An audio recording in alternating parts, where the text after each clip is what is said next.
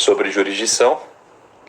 Falarei hoje sobre a tese proposta por Marinoni aqui no Brasil e aqui no Paraná. Eu tenho que falar dele. Gosto muito do Marinoni, mas farei algumas apreciações críticas. E depois vou arrematar jurisdição com o que eu chamei de pontos centrais da matéria. Por enquanto, vamos falar do Marinoni. Aí no seu caderno, como eu disse, item 3.3, repito, a visão constitucional de jurisdição proposta por Luiz Guilherme Marinoni. O que propõe Luiz Guilherme Marinoni, pessoal? Ele já abre a obra dele, e quando eu falo da obra dele, eu falo dele, tá? Eu não estou falando... Porque ele, como eu falei até na minha primeira aula, os antigos 5 volumes da obra de Marinoni foram reunidos, enxugados em 3, com a coautoria do Mitidiero, do Arenhart e do próprio Marinoni. Mas até então, Marinoni escrevia a sua teoria geral do processo sozinho. Era só Luiz Guilherme Marinoni, volume 1 do curso dele. Então, a teoria dele, tá? Hoje constam esses 2 nomes.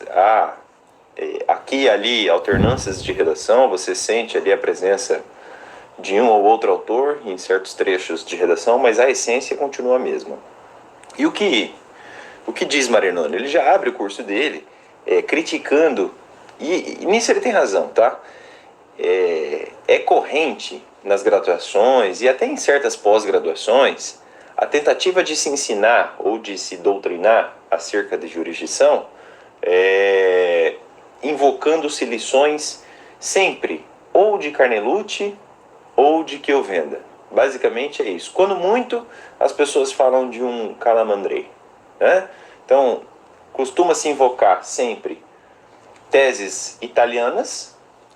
Elas são importadas acriticamente e são jogadas para o aluno como se verdades absolutas fossem, não é? Eu mesmo, na graduação, tive um professor que ficou falando de Carnelucci um tempão. Não que esteja errado. Carnelucci foi, como eu falei, um grande processualista, assim como Chiovenda. É até engraçado, tem um processualista chamado Rodrigo da Cunha Lima Freire, um ótimo processualista lá do Rio Grande do Norte. E ele disse que teve um cachorro chamado Chiovenda, né? O cara é fissurado mesmo. Chiovenda foi realmente uma figura brilhante. Assim como Carnelucci e assim como Calamandrei, isso é inegável. São figuras importantes do processo. Mas principalmente os 2 primeiros, né? Carnelucci e Chiovenda têm lições importadas acriticamente entre nós. É corrente a afirmação segundo a qual não haveria processo sem lide, algo que eu critiquei nas aulas passadas. Também é corrente a ideia segundo a qual a jurisdição estaria aí para atuar à vontade concreta da lei, como diz Chiovenda, basicamente, evidentemente. Para aprofundar, vejam ou revejam os vídeos anteriores, principalmente os vídeos... Na verdade, principalmente não, os 2 últimos vídeos, né?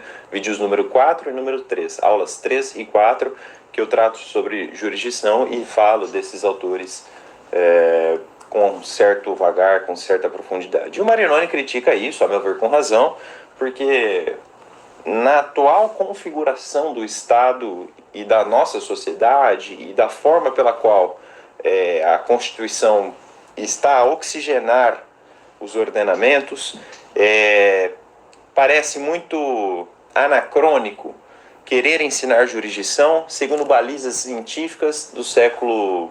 da primeira metade do século passado, não é? E aí o Marinoni mostra como... O Marinoni, na verdade, me parece ser um antiliberal, porque ele parte da concepção do Estado liberal ali pós-Revolução Francesa e ele mostra o que para ele seria problemático, não é?